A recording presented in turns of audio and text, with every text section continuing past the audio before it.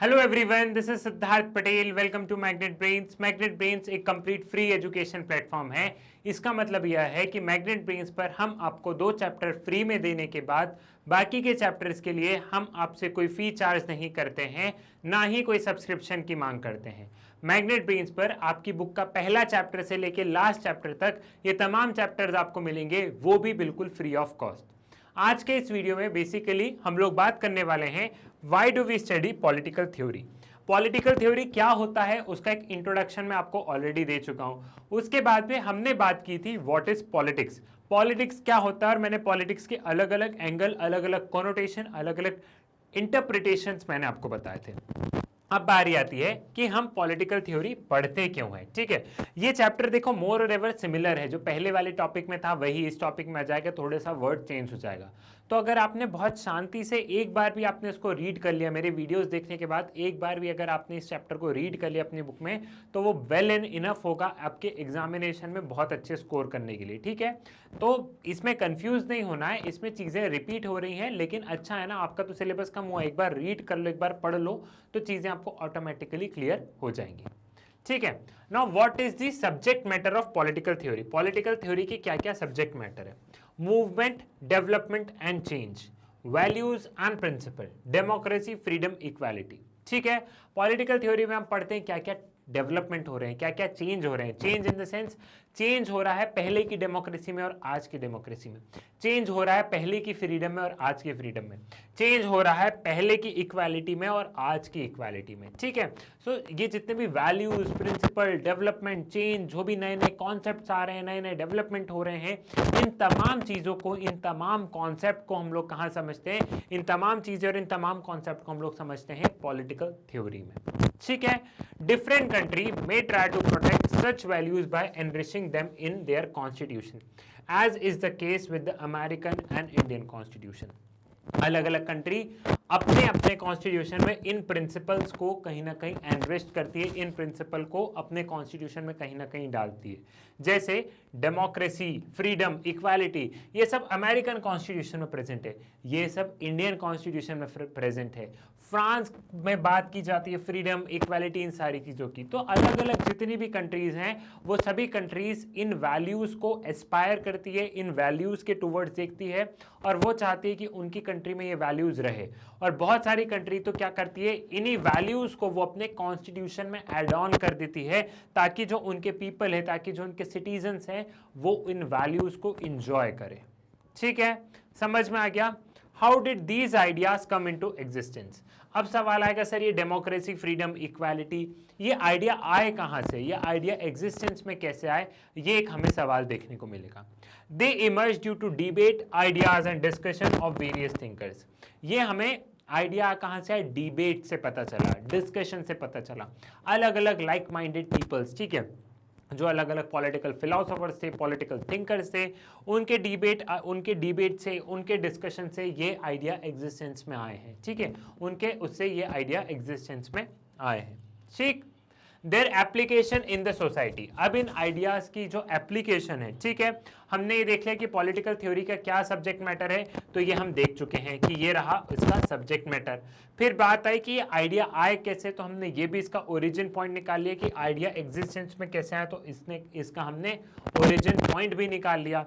लेकिन अब यहाँ पे आता है कि इनका एप्लीकेशन क्या है सोसाइटी में, इन आइडिया का क्या एप्लीकेशन है हमारी सोसाइटी में, उसे हम थोड़ा सा समझते हैं। As far back as the 5th century BC, Plato and Aristotle discussed their student whether monarchy or democracy was better. In modern time, Rousseau argued for the freedom as a fundamental right of humankind. अब आप देखो 5th century, आज की तारीख में हम लोग 21st century में बात करें, 5th सेंचुरी बीसी की बात है, जब प्लेटो और एरिस्टोटल ने, जो प्लेटो और एरिस्टोटल ये दोनों क्या थे? ये दोनों पॉलिटिकल फिलोसोफर थे। ठीक है, एक तरीके से आप टीचर समझ लो अभी के लिए। आप जैसे जैसे इस बुक में आगे बढ़ेंगे आपको समझ में आ जाएगा पॉलिटिकल फिलोसोफर क्या होते हैं, लेकिन अभी फॉर टाइमिंग आप ऐसे समझो कि जो प्लेटो और एरिस्टोटल थे पॉलिटिकल साइंस के टीचर थे, और ये अपने स्टूडेंट्स के साथ में इनका डिस्कशन था कि मोनार्की ज्यादा बेटर है या डेमोक्रेसी ज्यादा बेटर है। तो अब सोचो 5th सेंचुरी बीसी में डेमोक्रेसी की बात आ गई थी, और हम आज की तारीख में आप लोग देखेंगे विश्व में बहुत सारी कंट्रीज ऐसी है जहां पे डेमोक्रेसी के लिए लड़ाई हो रही है, लेकिन 5th सेंचुरी बीसी में डेमोक्रेसी का क्या, डेमोक्रेसी पे डिबेट्स होने लग गई थी। ठीक है, तो as back as 5th century BC, Plato and Aristotle discuss their student whether monarchy और डेमोक्रेसी इज बेटर। तो ये अपने स्टूडेंट्स के साथ में डिस्कस करते हैं कि डेमोक्रेसी बेटर है या मोनार्की बेटर है। In modern time Rousseau argued freedom as a fundamental rights of humankind. Modern times मतलब यहां बात हो रही है 1628 की, ठीक है, 1628 की, और आज हम कहां पे 2022 में, ठीक है। तो यहाँ पे बात क्या हो रही है, यहाँ पे बात हो रही है उस समय रूसो ने 1628, या आप ऐसा कहो तो इसको हम 1700 भी चलो मैं लिख सकता हूं, इस समय पे बात की गई थी फ्रीडम को। फ्रीडम एक बहुत इंपॉर्टेंट है, और आज की तारीख में हमारे कॉन्स्टिट्यूशन का आर्टिकल नंबर 19 क्या कहता है, freedom of speech and expression वाला आर्टिकल है, फ्रीडम वाला, राइट टू फ्रीडम वाला आर्टिकल है। तो उस समय का देखो आप, ईयर देखो, और हमारे कॉन्स्टिट्यूशन में इन सारी चीजों को एड ऑन किया गया, ठीक है। तो उस समय जो भी ये थिंकर्स बात कहते थे ना, इन थिंकर्स का एप्लीकेशन हुआ है हमारे कॉन्स्टिट्यूशन में। इन्होंने जो भी बात कही है, ये सारी की सारी बातें कहाँ पे, ये सारी की सारी बातें हमें हमारे कॉन्स्टिट्यूशन में देखने को मिलेगी। क्लियर है, ये वाली चीज भी आपको समझ में आ गई है। Now Karl Marx argued that equality was as crucial as freedom. Closer home, Mahatma Gandhi discussed the meaning of genuine freedom of और स्वराज इन इस बुक हिंद स्वराज, ठीक है। कार्ल मार्क्स बोलते हैं कि चलो फ्रीडम तो इंपॉर्टेंट ही इंपॉर्टेंट है, लेकिन इक्वालिटी उससे ज्यादा इंपॉर्टेंट है, क्योंकि जब लोग इक्वल रहेंगे तभी तो अपनी फ्रीडम को एंजॉय कर पाएंगे। आप खुद सोचो, एक इंसान है, आपने देखा होगा ट्रैफिक सिग्नल पे जब हमारी गाड़ियां रुकती है तो बहुत सारे बैगर्स, ठीक है, वो लोग कुछ हमसे बहुत सारे बैगर्स वहाँ पे खड़े होते हैं, और जैसी रेड सिग्नल आता है वो लोग आते हैं, वो लोग कुछ बोलते हैं कि बेटा रुपए दे दो, ठीक है, कुछ भी। तो उनके पास भी फ्रीडम है और फ्रीडम मेरे पास भी है। ज़्यादा अच्छे से अपनी फ्रीडम कौन एंजॉय कर पा रहा है? ऑफकोर्स मैं कर पा रहा हूँ, क्योंकि हमारे बीच में कितनी इनइक्वालिटी है, ठीक है। मुझे जो करना है मैं वो कर सकता हूँ, मुझे जिस चीज़ की पढ़ाई करनी हो वो मैं कर सकता हूँ, मुझे जो खरीदना है वो मैं खरीद सकता हूँ। क्या वो अपने पसंद के कपड़े खरीद सकते हैं? क्या जो उन्हें जीवन में करना है वो कर सकते हैं? जी नहीं। तो कार्ल मार्क्स पहले थे, कार्ल मार्क्स ने बोला कि इक्वालिटी भी बहुत ज़्यादा ज़रूरी है। आप सिर्फ फ्रीडम के बारे में बात मत कीजिए, लेकिन इक्वालिटी के बारे में भी बात कीजिए। फिर महात्मा गांधी ने हिंद स्वराज में अपना आइडिया दिया, ठीक है। महात्मा और अंबेडकर ने बोला, अंबेडकर ने क्या बोला, doctor BR Ambedkar vigorously argued that schedule caste must be considered as minority. Doctor BR Ambedkar बोले कि जो शेड्यूल कास्ट है उन्हें माइनॉरिटी में कंसिडर किया जाए, जो SCs हैं उनको रिजर्वेशन दिया जाए। क्यों? क्योंकि उनके साथ में पास में बहुत सारी एट्रॉसिटीज़ हुई है, उनके साथ में बहुत ज़्यादा, अगर हम हिस्ट्री में जाके देखें, हिस्टोरिकल सर्कमस्टांसेस को जाके देखें, तो उनके साथ में बहुत ज़्यादा एट्रॉसिटीज़, बहुत ज़्यादा प्रताड़ना हुई है, तो हमें उन्हें हेल्प करनी है ताकि वो भी आगे बढ़े। ठीक, ये कुछ फोटो है, ये प्लेटो एंड एरिस्टोटल हैं, ये रूसो हैं, ये कार्ल मार्क्स हैं, Mahatma Gandhi and doctor BR Ambedkar. ठीक है, तो जितने भी थिंकर्स का मैंने बताया था उन सभी की ये इमेज रही है, तो आप एक ग्लिम्स ले सकते हैं, ये उस समय के थिंकर्स हैं। Now question remains the same.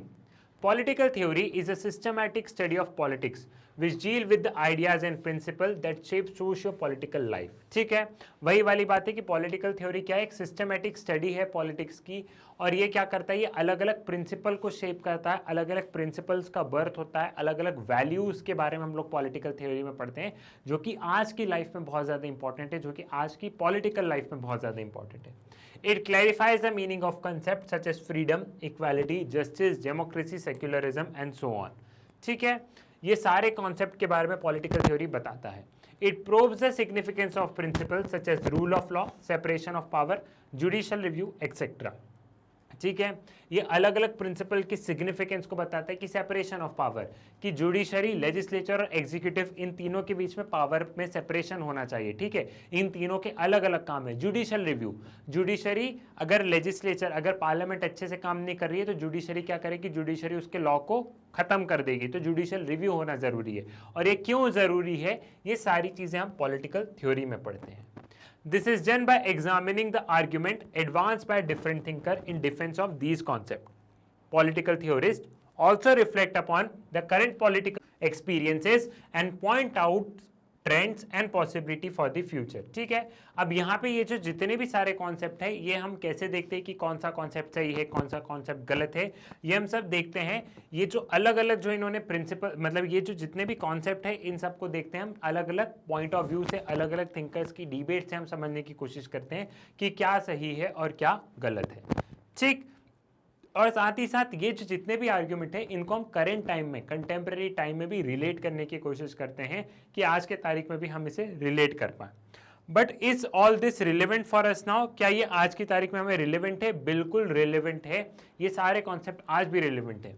India, free and independent, still the issues of freedom, equality, democracy arises in the many areas of social life and they are being implemented at different places.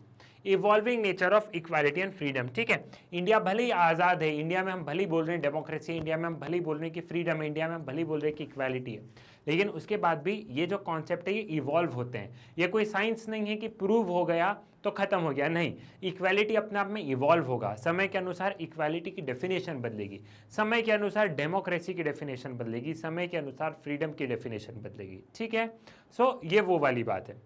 अब यहाँ पे हमें evolving nature of equality and freedom को समझते हैं। Equality in political sphere, it may not be there in economic and social sphere. हम लोग बोल रहे हैं कि फ्रीडम और जो फ्रीडम और इक्वालिटी है वो इवॉल्व हो रहे हैं, वो कॉन्सेप्ट इवॉल्व हो रहे हैं। तो हम लोग बोल रहे हैं इक्वालिटी है पॉलिटिकल स्पेयर में, हम लोग बोल रहे हैं सब हम इक्वल है वोट डालने के टर्म्स में, लेकिन जब इकोनॉमिक, जब रुपए की बात आती है तब हम इक्वल नहीं है। जब सोसाइटी की बात आती है तो आज भी हमारे यहाँ पे अनटचेबिलिटी प्रैक्टिस होती है। नो डाउट हमने कितना भी उसको बैन करने की कोशिश करी, लेकिन आज भी अनटचेबिलिटी वाली चीज़ें होती है। तो इक्वालिटी पॉलिटिकल स्पेयर में है, लेकिन आज भी इंडिया में इकोनॉमिक और सोशल, सोसाइटी के टर्म्स में इक्वालिटी नहीं है, तो उसको हमको स्टडी करना है। Freedom has its new interpretation all the time. Example, fundamental rights and their reinterpretation in response to the new circumstances. Judicial interpretation, government policies to amend and expand fundamental right. जो freedom है, जो आज़ादी है, उसके भी वो भी अपने आप में इवॉल्व हो रहा है। कैसे इवॉल्व हो रहा है? जैसा कि जब मैं आपको फंडामेंटल राइट्स पढ़ा रहा था तब मैंने बताया था कि फंडामेंटल राइट्स को बार बार अलग अलग सर्कमस्टेंसेस के साथ में जुडिशरी उसमें बहुत सारी चीज़ें ऐड कर रही है। पार्लियामेंट क्या कर रहा है? पार्लियामेंट संविधान में बदलाव ला रहा है, तो हमारी फ्रीडम कई बार थोड़ी सी बढ़ जाती है, कई बार घट जाती है। जुडिशरी अपने जजमेंट देते टाइम फंडामेंटल राइट्स को और थोड़ा सा बड़ा कर रही है, तो इससे नई नई फ्रीडम की डेफिनेशन आ रही है। अब यहाँ पे क्या करना है? यहाँ पे आपको रिलेट करना है। कहाँ रिलेट करना है? रिलेट, इसे आपको रिलेट करना है आपकी बुक, आपकी बुक कौन सी बुक? हमारी इंडियन कॉन्स्टिट्यूशन एट वर्क वाली। ठीक है, इंडियन कॉन्स्टिट्यूशन एट वर्क वाली बुक के जितने भी यहाँ पे आर्ग्यूमेंट्स है, जितने भी यहाँ पे आर्ग्यूमेंट्स है, इन सारी चीज़ों को आपको वहाँ पे रिलेट करना है, इसको फंडामेंटल राइट से आपको समझना है। इसलिए वो वाली बुक के लेक्चर्स मैंने आपको पहले दे दिए थे। As our world changes we may discover new dimension of freedom as well as the new threats to freedom. Example, use of global communication technology by activists and terrorists, internet and privacy, need for regulation, freedom। अब जैसे जैसे समय बदल रहा है वैसे वैसे freedom और इन सब की डेफिनेशन भी चेंज होती जा रही है। जैसे फ्रीडम्स पे बहुत सारे थ्रेड भी आ गए हैं। आज की तारीख में फ्रीडम कैसे बढ़ी है कि हमें अमेरिका में क्या हो रहा है वो भी हमें पता चल रहा है, इंस्टाग्राम, न्यूज़, इन सब के माध्यम से। साथ ही साथ हमारी फ्रीडम पे आजकल हम लोग देख रहे हैं कि हम लोग देख रहे हैं हैक हो जाना हमारी आईडीज वगैरह। ठीक है, ये या फिर ये जो टेररिस्ट वगैरह है ये इस इंफॉर्मेशन का यूज़ करके कुछ गलत इस्तेमाल करते हैं। तो हम लोग देख रहे हैं फ्रीडम बढ़ भी रही है, तो साथ साथ में इन सारी चीज़ों को खतरा भी है। और यही चीज़ें हम लोग कहाँ पढ़ेंगे? यही चीज़ें हम लोग आने वाले इस आपकी पूरी बुक में इसको समझेंगे। क्लियर है? आई होप आपको ये वाला कॉन्सेप्ट समझ में आ गया। Why do we study political theory, ये वाली चीज़ आपको यहाँ पे समझ में आ गई है पूरी की पूरी। सो मैग्नेट ब्रेन्स के लेक्चर आप लोग YouTube से एक्सेस कर सकते हैं, लेकिन बहुत बार ये होता है कि आपको YouTube पे वीडियो नहीं मिल पाते, तो इसका सोल्यूशन भी मैग्नेट ब्रेन्स लेके आया है। वो है मैग्नेट ब्रेन्स की वेबसाइट। मैग्नेट ब्रेन्स की वेबसाइट पे पहुंचने के लिए सिंपली आप लोग गूगल पे जाइए, गूगल पे आप magnetbrains.com लिख के सर्च पर क्लिक कीजिए। जैसे ही आप magnetbrains.com लिख के सर्च पर क्लिक करेंगे कुछ इस तरीके का इंटरफेस आपको नजर आएगा। नीचे दिया गया होगा एक्सप्लोर टॉप कोर्सेज, यहाँ CBSE K-12 English, CUET, CBSE 7 to 12 Hindi, UP board, Bihar board, IIT JEE NEET, ये तमाम तरीके के आपको वीडियोस मिलेंगे। फॉर एग्जाम्पल आप जाते हैं यहाँ पे CBSE के 12 इंग्लिश में, जैसे ही आप यहाँ पे जाएंगे यहाँ पे सभी क्लासेस आपको देखेंगे। आपको जिस क्लास की पढ़ाई करनी हो आप उस क्लास पे जाके क्लिक कर दीजिएगा, 12th 10th 11th। For example हम लोग 11th का पॉलिटिकल साइंस पढ़ रहे हैं तो मैं जाता हूँ क्लास 11 पे। क्लास 11 पे मैंने टच किया, यहाँ पे क्लास 11 के सभी सब्जेक्ट के वीडियोज आपको नजर आ जाएंगे। अगर आप थोड़ा सा स्क्रॉल करके नीचे जाएंगे तो यहाँ पे क्लास 11 का आपको पॉलिटिकल साइंस नजर आएगा। और जैसे ही आप क्लास 11 पॉलिटिकल साइंस पे जाके वॉच नाउ पर क्लिक करेंगे, यहाँ पे क्लास 11 पॉलिटिकल साइंस के आपको वीडियोस दिखेंगे। ये वीडियोस आपकी एनसीईआरटी बुक के अकॉर्डिंग होंगे, टॉपिक वाइज होंगे, चैप्टर वाइज अरेंज होंगे विथ लेटेस्ट CBSE का अपडेशन। तो जो भी लेटेस्ट CBSE में जो भी चीज़ ऐड हो रही है, माइनस हो रही है, एडिशनल टॉपिक ऐड हो रहे हैं, उनको ध्यान में रख के आपके वीडियोस बन रहे हैं। इस चीज़ से आप लोग निश्चिंत रहिए, ठीक है। मैग्नेट ब्रेन्स के वीडियो आप लोग YouTube से एक्सेस कर सकते हैं, लेकिन आपको समस्या जा रही है तो वेबसाइट से देख लो। वेबसाइट से भी नहीं देखना है तो आप लोग क्या कर सकते हैं, आप लोग प्ले स्टोर से जाके मैग्नेट ब्रेन्स का ऐप डाउनलोड कर सकते हैं, वहां से भी आप इन वीडियोस को एक्सेस कर सकते हैं। मैग्नेट ब्रेन्स एक कंप्लीट फ्री एजुकेशन प्लेटफॉर्म है। यहाँ पे क्लास KG से लेकर क्लास 12 तक पढ़ाया जाता है। साथ ही साथ यहाँ पे तमाम तरीके के कंपटीशन लेवल की भी तैयारी करवाई जाती है। सो आप लोग ज़्यादा से ज़्यादा इन वीडियोस को शेयर कीजिए, मैग्नेट ब्रेन्स के बारे में बताइए, अपने स्कूल, कॉलेजेस, ट्यूशन भाई बहनों को बताइए। साथ ही साथ वीडियो को लाइक कीजिए, चैनल को सब्सक्राइब कीजिए। मुलाकात होगी आपसे नेक्स्ट वीडियो में एक नए टॉपिक के साथ, तब तक के लिए धन्यवाद।